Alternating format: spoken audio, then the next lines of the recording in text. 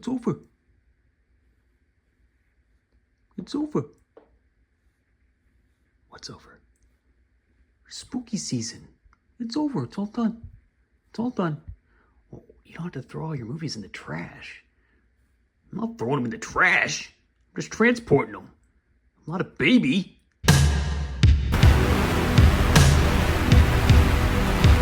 You thought it was over. Hey, I thought it was over. You saw me there. But, you know what? We still got 2 movies left over from spooky season. Just think of it like this, okay? Yeah, think of it like this. You know how you go trick-or-treating? You go trick-or-treating, you knock on the doors. You knock on all the doors and you get the candy. Excuse me. You go trick-or-treating, you knock on the doors and you get the candy, yeah? Well, guess what I got? I got some candy. I got some candy for you. I got some candy left over for you from Halloween, right? And we're gonna get to it. We're gonna get to the candy right off the bat, okay? We're gonna start with the goodies. And then we got a little melancholy at the end, okay? And maybe you can guess what it is by looking at my backdrop, but maybe not. Maybe not. I don't know if you're gonna guess this one. It's a little surprise for you, okay? Here we go. Halloween 4: The Return of Michael Myers. I love the Halloween series. Always have. When I was a little boy. Yeah, we used to have little get-togethers. I guess we did. We called them birthday parties. I think first we called them slumber parties, but then somebody said that only girls have slumber parties, so then you have to call it something else. So we just call them sleepovers. We like to rent horror movies at these sleepovers, yeah, because that was a good thing to do when you were a kid. You'd go rent some horror films, and sometimes friends would be staying over whose parents wouldn't let them watch the scary movies, so then you could show them something they've never seen before. And everybody have a good time. Yeah. So one birthday, I think it was around 4th grade, where we started getting into the Halloween films. I saw a little piece of one, the original one, on TV, probably like the USA Network airing. I saw Michael standing by the bushes, and he had that white mask. You know the mask I'm talking about. He had that white mask, and I saw him in the backyard, and he was in the laundry. He's in the laundry, and then she looks back, and then she looks again, and he's gone. All that kind of stuff. And he's stalking. I didn't see the whole film. I didn't see the whole movie at that point, but I saw bits and pieces, and I was excited. I was like, this is scary. We got to get one of these for the slumber party. And so we did. We one of the counselors at lunchtime. She actually worked at the video store, if I remember right. Videoland, it was called. Videoland, we used to go to. And she worked there, and we asked her if she had any of the Halloween movies, if she had Halloween.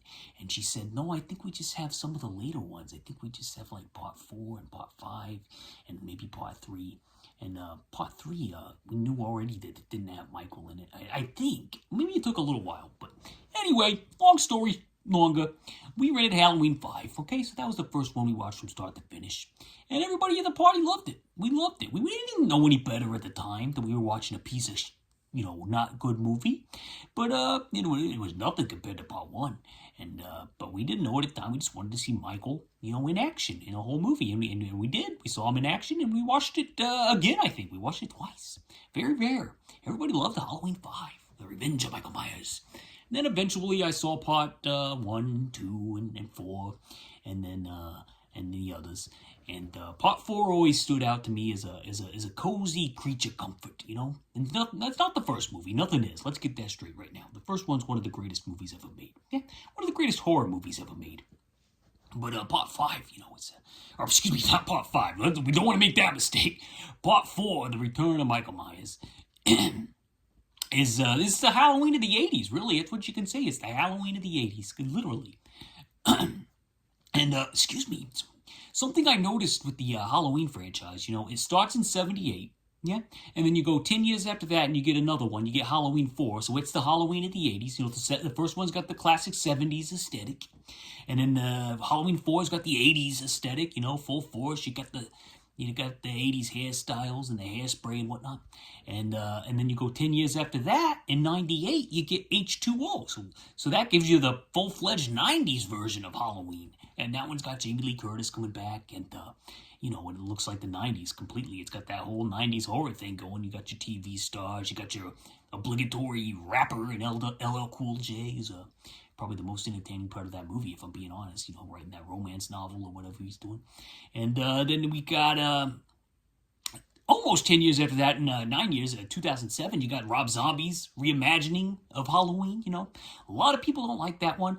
I personally like the aesthetics enough that I enjoy it. I enjoy it. It's a cozy comfort for me, oddly enough. And then 10 years after that, you got David Gordon Green doing another Halloween reboot. So that's 4 full decades. 5 full decades. I can't do math in my head. Is it 4, 70, 80, 98, 48? Yeah, 5 of them. Right, 70s, 80s, 90s, 2000s, and teens have all got a Halloween.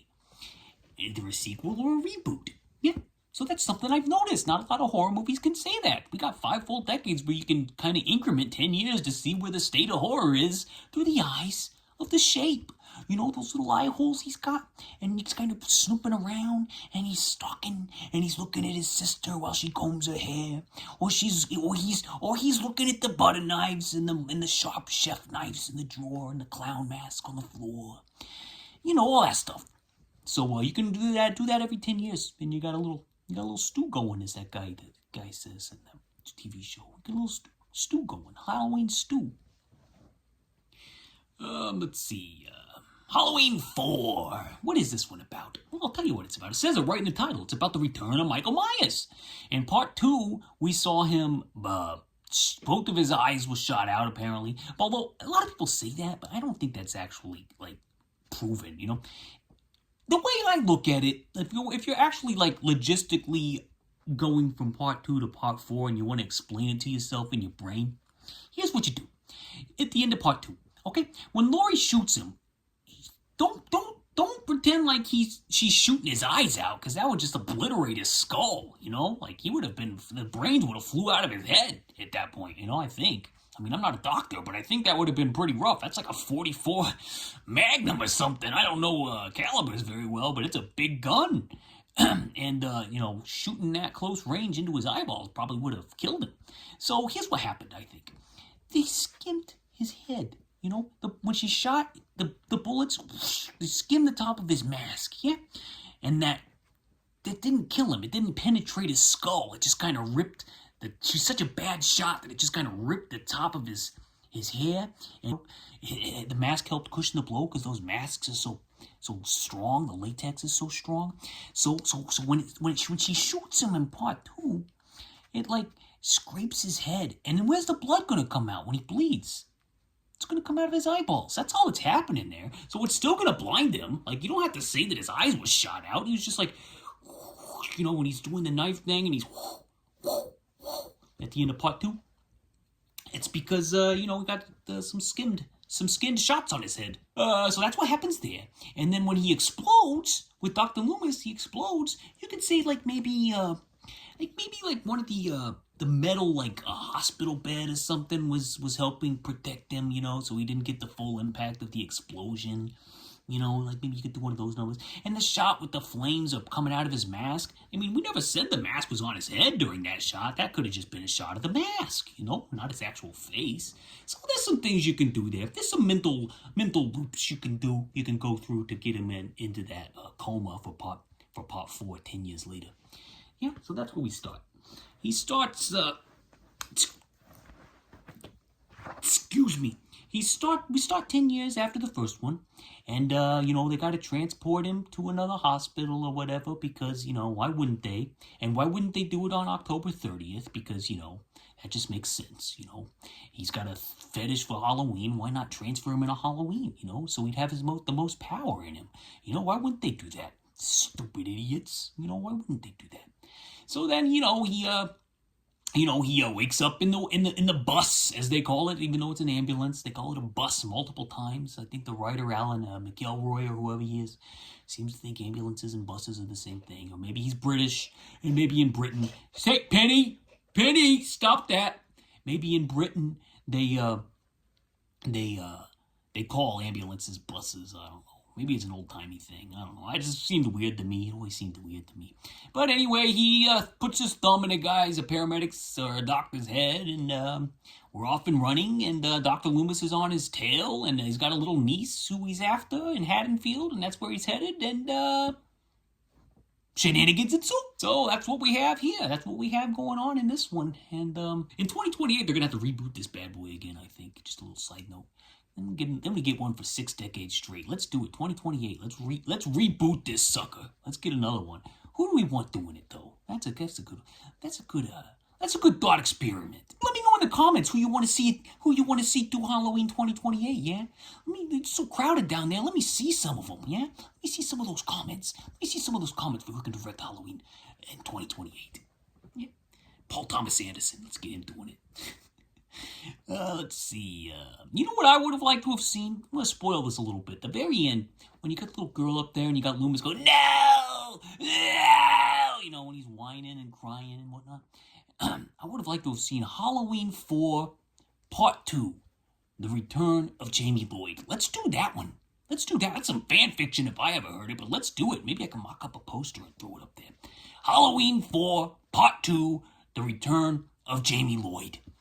And little Jamie's the killer. Let's make but she'd be like grown now because it's going to be like 40 years later, you know. But I would like to see that. Maybe like Michael tags along or whatever, you know, like that last Halloween movie, Halloween Ends, you know, where Michael's not even the killer 90% of the time. Maybe do something like that. Let's change it up. Let's think outside the box. Let's take some swings. You know, let's take some swings. David Gordon Green was taking some swings, but I didn't really like him that much, you know. I thought he kind of whiffed it, you know. Took some swings and he struck out, but that's okay. He's still a talented filmmaker. I'd still watch his next movie if I had to. This one's fun, though. If it weren't for the fact that Myers looks like comically ridiculous 90% of the time, you know, it'd be a real slasher classic, I think. It's got a good 80s style Halloween vibe. It's got a great child actor, you know, performance with Danielle Harris. It's got a decent enough cast. Take It's Pat Michael out of this, if you know what I mean. You know, this could be one of the best slashers the 80s has to offer. Michaels has just got like this padding all over him, and he looks ridiculous, and his mask looks ridiculous, and his hair looks ridiculous, and his shoulders look ridiculous, and every time they cut to him, he looks ridiculous. I don't know, he doesn't look good. So here's what we're gonna do. Yeah, here's what we're gonna do. You know, maybe get one of those tools, like generative tools. Yeah, okay, I lost you. You clicked it off. Blah, blah, okay. But let's get some of those generative tools in a couple of years and replace all the shots of It's Pat Myers, just so I can watch this movie and not be totally distracted by the fact that Myers looks like Julius Sweeney, you know, from Saturday Night Live. You know, like It's Pat. Remember that character? I don't know how to do it, but you know. That's what he looks like. We can't deny it. He looks like Pat. He looks like It's Pat. It's no joke. No joke. Let's get him looking like Michael again. Let's replace him with Nick Castle's body. You know, make him look scary. Get the mask roughed up so it looks exactly like that Shatner mask from Part 1. That's what I would do. Generative tools. I'd watch it myself. I wouldn't, you know, who cares? There's so much content out there. Just like, who cares? Let's just do it. Who cares? I want to see The Irishman also with some better de-aging effects one of these days. Marty can supervise it. That's okay. He can use AI too. He's got my permission. If he wants to ask me whether or not it's moral to do so, just call it the special edition. Who cares? There's 20 different Blade Runners. Nobody cares anymore, you know? Except for nerds on the internet. And guess what? Those nerds aren't the status quo. Those are the nerds. You got the kid from Dazed and Confused, Brady. He's in this, playing a horn dog. You know, he wants to live it up on Halloween with Danielle Harris's foster sister, the Ellie Cornell, Rachel. And, you know, she keeps saying, well, I got to take Jamie babysitting. You know, I got to take a babysitting, so I can't have you come over. So he's like,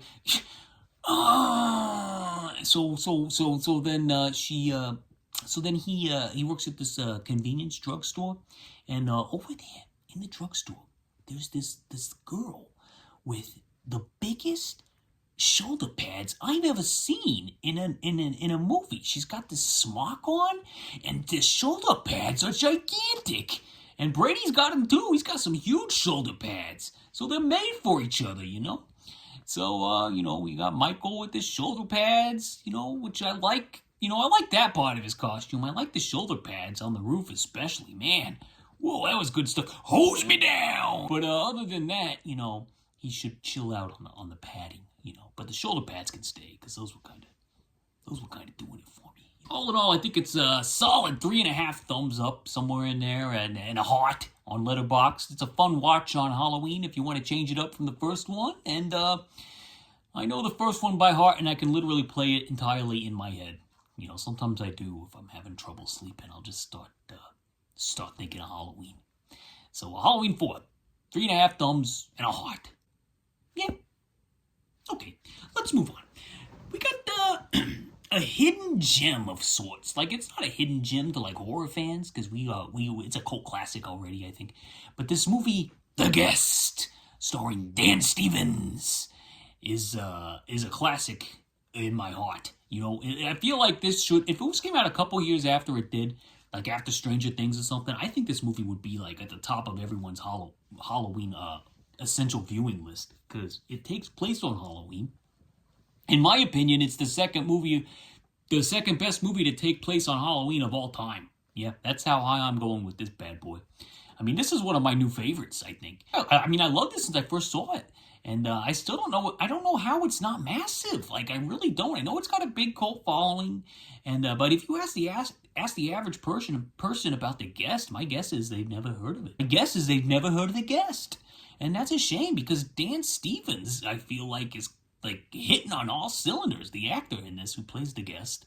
You know, it's about a guy who shows up at the doorstep of a family who's just lost somebody in the military. And, this guy shows up, he says, I promised, I can't remember the guy's name, let's just call him Caleb. I promised Caleb that I'd come here and check on y'all. And he's got like this, like kind of this charming southern accent, he's real confident, and he's incredibly attractive, man. I must say, Dan Stevens in this, ooh, am I getting, is it hot in here? Dan Stevens, my God, this guy in the Guest, because I've seen him in other things and he's okay, but in this, he's just like pumped and hose me down again. Oh, why is my chair all wet? I'm surprised he didn't get huge after this. I mean, like, I know he's in like the Beauty and the Beast remake and some other things where they're like the top grossing movies of all time, but like, is he a household name? Downton Abbey, I know he's in that. That's where he came from for this. But is he a household name? Like, you're going to ask the average person who Dan Stevens is? I don't think they're going to know. He's not like Leo DiCaprio, but he's so good in this. Like, he was made to play this part. I'm surprised they haven't done a sequel. I know he says that he'd like to do one, but they just haven't done it yet. He says he's running out of time to get in the kind of shape he would need to get into. And, boy, he would need to get into some shape because, man, is he in shape in this movie. Man, oh man, but yeah, he comes to the house, and he's a guest, and they invite him to stay because, they guess they want to fill the void that the lost boy in the house has created, and the daughter takes a liking to him, the son takes a liking to him, the dad takes a liking to him, the mom takes a liking to him, everybody who comes across this guy takes a liking to him, and shenanigans ensue. I'm not kidding around here. This is an award-worthy performance from Dan Stevens. I think he did win like a Saturn Award or something, but he should have got like I don't know, he should have been nominated for something. Like, give him an Oscar. Give him an Oscar nomination for The Guest. Why not? Why not? He's so entertaining in it. Okay, maybe that's a little far, but he's so entertaining. I love him. I love him in this. It's like he's all at once. He's cool, chilling, funny, and unpredictable, and all in one. It's a charismatic package. He's just a charismatic package of charisma. It's like Ryan Gosling in Drives meets Orange Cassidy. Do you know who that is? Orange Cassidy? He's like a wrestler, like an AEW guy. He comes out to the Pixies, and he's got like this all denim like look to him. And like at one point, I noticed that Dan Stevens in this like brushes his hair back, and that is a staple of Orange Cassidy. So if I had to guess, I'm just throwing this out there. Orange Cassidy's a fan of The Guest and Drive, and I think you know what else he did. You know what else I think Orange Cassidy did? It's just a little side note.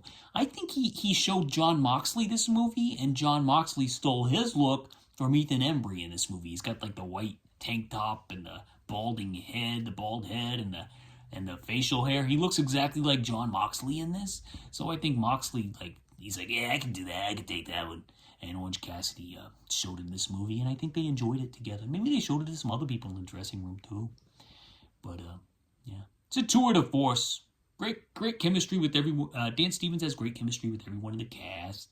And the writing and director, Adam Weingart and Simon Barrett, they did You're Next. And they're firing on all cylinders. It's even better than You're Next. They're firing on all cylinders in this one. Just hitting a home run, hitting a home run. And the soundtrack, my God, that's like that synthwave, This was before it was like taken over too. So the synthwave, it was ahead of the curve on that one. And the look with the lighting, like the neon in the haunted house, and it's just like, man, this movie looks fantastic. It sounds fantastic. There's literally nothing to not to love. There's nothing to not love in this movie. I don't know if I said that right, but it's just really it's up there for me. Pitch perfect. I love every second of it. 5 thumbs up and a heart. Yeah, 5 thumbs up and a heart. So that does it. That does it for spooky season. Spooky season will come back next year. Don't worry. It's like when Santa Claus goes away, he's coming back next year. Spooky season will be back again someday. And you know what fun little thing about spooky season? Sometimes we'll get a Friday the 13th throughout the year. You know what it is now? It's like becoming a little mini spooky season, So the vibes are going to be there. It's okay, guys. They'll come back. I know you're sad. I'm sad too. Yeah, I'm sad too. But you know what? Spooky season lives on all year in our hearts. Yeah, in our hearts, okay? So let's switch gears here. We lost a big one. Yeah, we lost a big one in October. I would have done this sooner, but I was so enamored with the spooky season that didn't get a chance to mention this. But we lost Diane. We lost Diane Keaton. Miss you, Diane. Miss you every day. She was so good. Now I'll tell you what. You may think you know Diane Keaton, but you don't know Diane Keaton unless you've seen Looking for Mr. Goodbar. You think she's just like kind of a fluffy type, like a high-spirited la-di-da, la-di, whatever, the Annie Hall thing. But she is so fearless in Looking for Mr. Goodbar, that it's hard to find. I've been trying to find. It took a long time to track down Looking for Mr. Goodbar. I guess you could say I was looking for Mr. Goodbar, and I finally found a copy of it, and it wasn't a good one. I would love to see this new transfer that's out there. I got the soundtrack. I got it right there. That's vintage, by the way. And but yeah, Looking for Mr. Goodbar. The ending. I'm not going to spoil it because it's really heavy. But Diane Keaton is really good in that movie. I'm serious, guys. She's really good. And, Richard Gere's in there, and I think the young Tom Berenger's in there, so there's a lot of Mr. Goodbars. But, man, we lost a good one. But this morning, the big surprise review, I watched Annie Hall. That's right, Annie Hall. Spooky season's over. Warm, cozy, warm blanket season is here. And Annie Hall. I've seen this one, a couple times, yeah. So I think I'm officially old now, by the way, because I found this movie laugh out loud funny numerous times. And I remembered, the first time I saw it, I didn't think it was that funny. I was just, not laughing all that much, and I just was like, yeah, okay, I guess it's okay. But better than, Star Wars? I don't know. But the second time I saw it, it got a little funnier. And then now the third time, I think this is around the third time that I've seen it, and I thought it was laugh out loud, hilarious. Now I see why it's on the top 50 funniest movies ever made or whatever, because it's so funny. It's just really funny. I think you just have to be maybe you gotta live a little, before you start really enjoying it. Read a little, take it all in, get some of that philosophical humor to kind of marinate in your brain, and then when you see it at the right time, it all just kind of comes together, and that's exactly what happened here. I think Woody really, this is his masterpiece, I think. Well, I really like Manhattan too, but that's so problematic that it's hard to say that it's better than Annie Hall. But it's still. And speaking of Manhattan, Diane is in Manhattan as well. She's also in Interiors, which came out around the same time. She's in 8 or 9 Woody Allen movies, and they're all pretty good. So Interiors, she's in. That was around the same time. The only thing I remember about that movie is there's a guy in one scene who looks like he's wearing a fake beard, and I can't find anybody else who mentioned this on the internet. Looks like my beard. But, Annie Hall. Yeah, it's like a handful of great comedic scenarios, just little comedic ideas. and monologues interlaced with the story of an on-again, off-again relationship between Woody and Diane Keaton, and who plays Annie Hall, and they just have amazing chemistry. The two characters have amazing chemistry, and they should be annoying. Like, in anyone else's hands, this could have been the most annoying movie of all time. But for some reason, Woody's just got this ability to just be appealingly whiny. I don't know. I know some people hate that. I know some people hate him, and no arguments here. You know, I'm not gonna say anything protective of his personal life to defend what he's done in his personal life, because I think a lot of that's just off the charts, bizarre, and not cool. I guess you could say. But his artistic life, that's a separate thing. Kind of. I mean, it kind of feels like his psyche a little bit, so I'm not sure how separate we want to go with this. But you can't deny the man's talent. And this is like the first one where he like employed like a real cinematographer. You know, he got Gordon Willis. That's right, the guy who did The Godfather and The Godfather 2 and All the President's Men. Man, oh man, does this movie look good. God, it's got that perfect 70s feel to it, you know. Only Gordon could, that perfect 70s feel that Gordon mastered with The Godfather, you know. He brought it here, you know, with the natural lighting and the grain, you know, and it's just a beautiful film. Manhattan, he did that one too, and that is gorgeous. That is a gorgeous black and white photographic masterpiece, Manhattan. And Annie Hall, though, they like I said, it's about two people who clearly have amazing chemistry and they love each other, but even though they both have tremendous personal flaws, they love each other. There's so many funny bits. Every couple minutes is like a new funny bit. And then and it kind of, I'm not going to spoil much, but I will just say at the ending, it kind of flashes back to the relationship throughout the short runtime of this film. It's only 90 minutes, but it just gave me chills. Like, it gave me chills, almost teared up like a little bit, because, you know, it just felt so real. I don't know. It's just hard to explain. You know, like how you're in a relationship and maybe you hit rough patches, you know, and then you kind of think back to, like, you know, that time when you're in the kitchen and you're doing a spontaneous lobster thing with them, and then you know, then there's the funny bit where he tries to recreate it later on with somebody who's just not having it. It's a great movie. This is one of the best romantic comedies It's up there with When Harry Met Sally, who actually owes a lot to this movie. I might prefer When Harry Met Sally just a little bit, but I think this is right up there with it as far as romantic comedies go.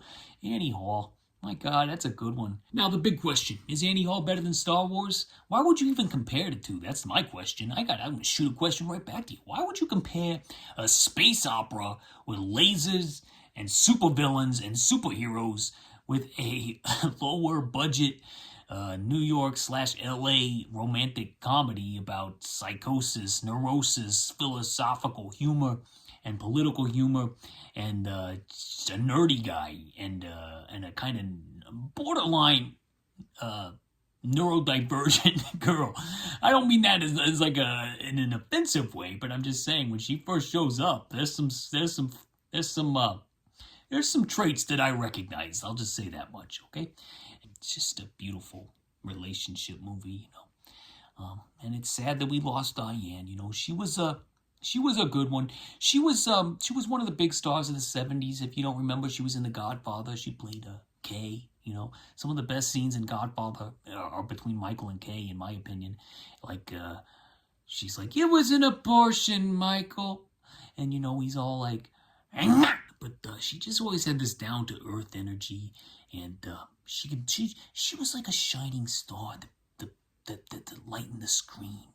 And what do they say whenever somebody passes? You know, they'll say, like, she was just...